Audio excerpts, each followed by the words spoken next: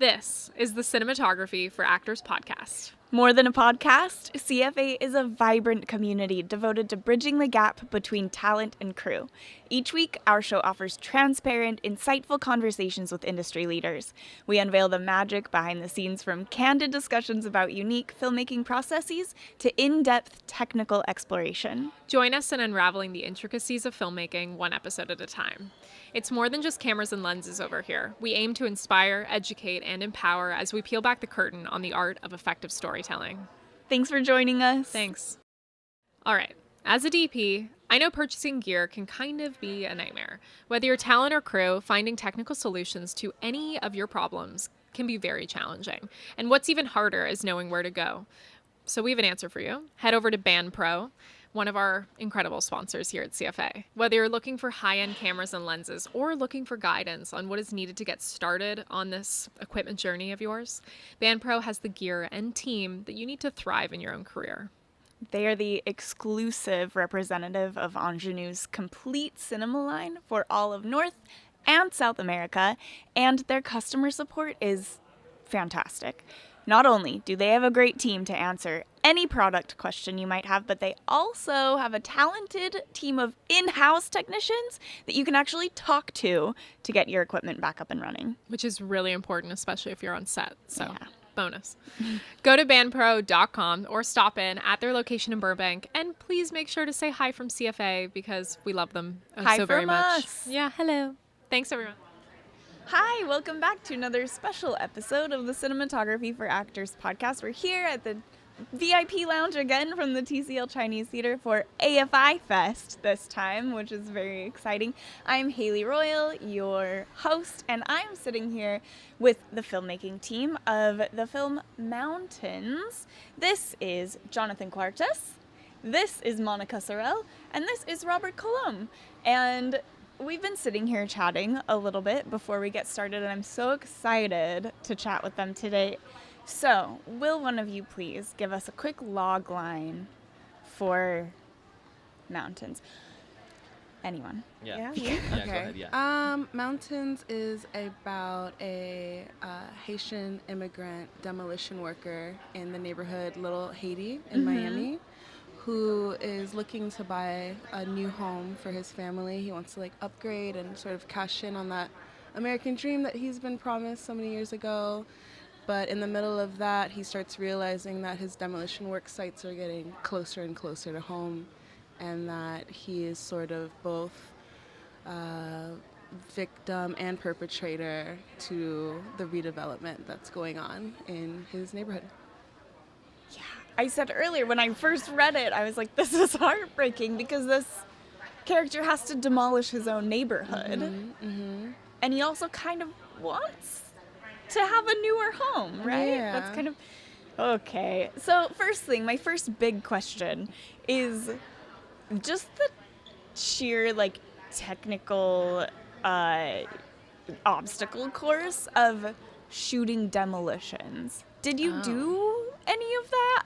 We did. And how? We shot on 3 different demolition sites in the course of a week, and Robert pulled a miracle. Yeah, it's true.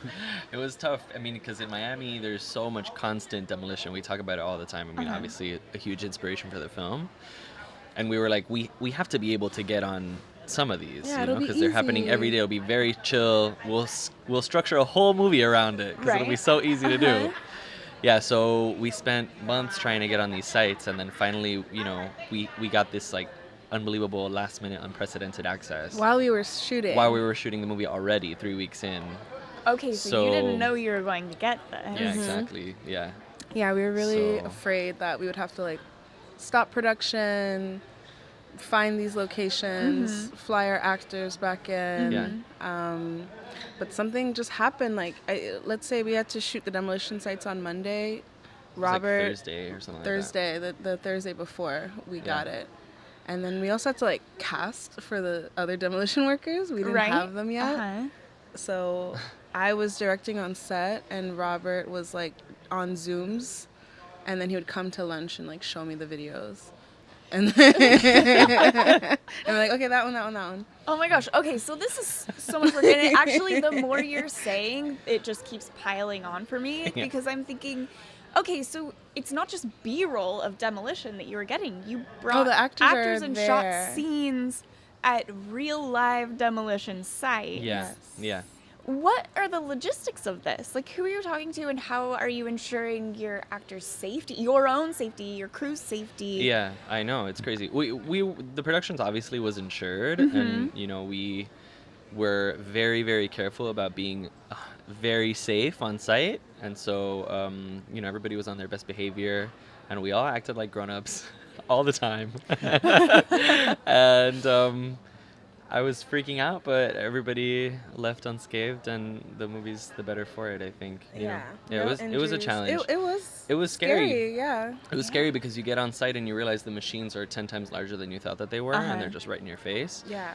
But it's a real testament to our actors. They really used it and used it to inform their performance. And I think like being in a real space like that really did a lot for the gravity of those scenes. And when you watch the movie, you'll see it's like the machines are huge. The actors are really in it.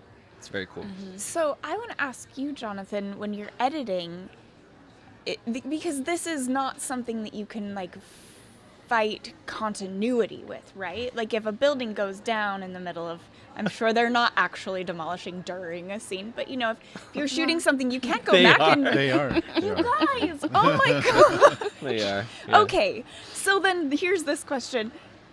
Was that a nightmare for you? Because if something is demolished in the middle of a scene, it's not like you can be like, oh, we gotta wait an hour to build that back up. But how were you working with that? Well, it was shot really well and fluidly, and it was one camera, right? It Yeah. was One all just one camera, so I feel like I would rely on, and this is a testament to other performances, that they were so good, so if I needed to cut away to hide some sort of thing breaking, I would just cut to someone's face, and they always were giving so much, and I feel like sound informed it too, where you can sort of anticipate things breaking before they did, and it never really was something that I ran into like as a problem. No. Would you say that's a testament to Monica directing and planning and making sure that was Yeah. that would be safe and I mean, easy to deal with? yeah, and to do that under all that pressure is scary, so thank you. Yeah, it was very, on my end, it was very easy. I didn't feel like it was a big burden on set, you know? Was it a sound burden on set? I'm sorry that I'm not letting you talk about anything except for the demolition. That's okay. I don't know how this My works. cousin was the boom operator on the movie, and he's so talented, but he was like not having a great time because the dialogue was very low and the demolition stuff was very, very loud. So it's mixed incredibly well by our sound designer Eric Valdez, but our boom Emilio on set was just like, his ears. He had to take a break. Mixer also is not always happy. I remember there was one time, such a nightmare. The demolition workers said that they were going to take an hour break, so we're like, okay, cool, let's set up the scene, whatever. For some reason, they decided to go back in 30 minutes in, so we're like in the middle of a scene. Workaholics. And I'm like, can you just chill out? And we had to it was such a nightmare. We had to power through the scene with the demolition in the background and have them, Keep do their doing it. lines. And somehow it's not in there, the power of sound design. End up doing any ADR? A little bit, but not because of the demolition. It was just more, I think, clarity things, right? Things that we wanted to flesh out in the final cut that we didn't necessarily capture on set. So I think a couple of just 3 or 4 lines. who's that person? Okay, you should say hello, brother-in-law. You know what I mean? Something like that. But I think it's also a testament to Monica as a director to build the dialogue scenes before and after the actual demo scenes. There we Because I didn't go. even feel like editing that I was having a lot of conflict between the dialogue and the demo stuff. Yeah. And I think, I don't know how deliberate this was in the script, but I feel like they would always sort of talk about what just happened. And during the demolitions, it was very, almost like cinema verite. We were just observing this character doing it, and it looked like we're just following him during a day of work. Wow. That's beautiful. Well, guys, we have to wrap it up. Thank you so much for coming up here. I'm so glad you came in to talk to us. You're screening right now. Right now. As we speak. People are watching this film. And then you Yes. screen again on Sunday at 11 a.m., Yes. correct? So you can catch it for the second screening if you're here come. at the festival. Sounds like something you're going to want to watch. Thank you so much for coming up. We have Jonathan Cuartas, Thank you. Monica Sorelle, Robert Colom of Mountains. Thank you. Thank Thanks, you. guys. Thanks Thank for you. listening. Thank you, AFI.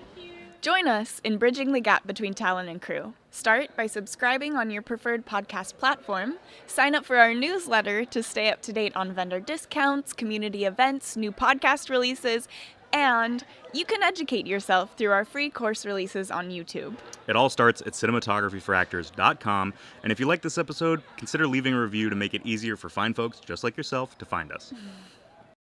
We have some super exciting news. CFA has teamed up with We Make Movies to offer you a discount on production management services, including access to comprehensive production insurance, workers' comp for your next shoot. All you have to do is visit wemakemovies.com/insurance and use code CFA23 on your intake form for 10% off your quote. Also, we've just partnered with We Audition, which I'm sure you know I'm very excited about, to offer you 25% off your membership. Use code CFA25 to get that membership for only $7.50 a month or $75 a year.